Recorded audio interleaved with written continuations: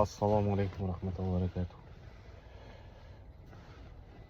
В общем, бүгін таңертең таң намазында мешітке барып, мешіттен шығып, заряженный болып өзімше.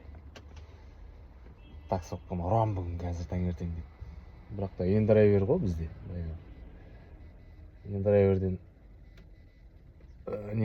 заказ қабылдайын деп. Және таңертеңгі часпикте жақсы заказдар шығады ғой. Қабылдайын деп қалсам, фото отчет деп шығып тұр да, машинаны фотоға түсір деп. Содан фотоға түсіру үшін мен мынау дейтін грузинский нөмірмен ғой, досымның машинасы тұр. Фотоға түсіру үшін досымның машинасын фотоға түсіруім керек. Сондай проблемалар болып қалды.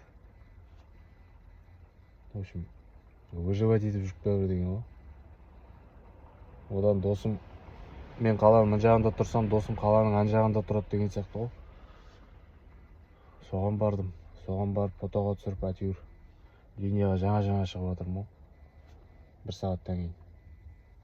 1 сағаттан кейін уже заказдар жайлап қалады. Бірақ біздер дейтін мұңаймаймыз да ондайға. Бәрі Аллахтың қалауымен ғой. Ризық Аллахтан. Аллах берейін десе, ол береді ғой.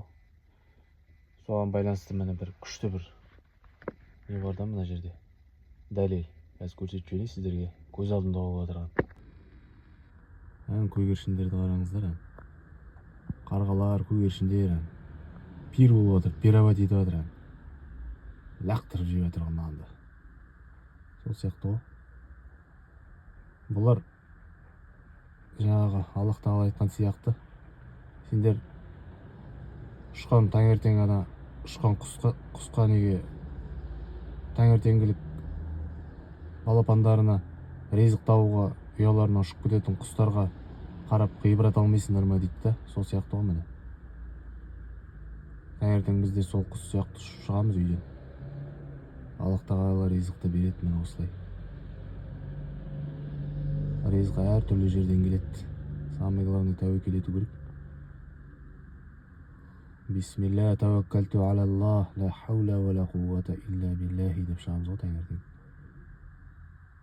Сол дұғаны ұмытпау керек, самый главный. Келетін ризық саған келеді, бұйыратын ризық, бұйырмайтын ризық ол бұйырмайды ғой.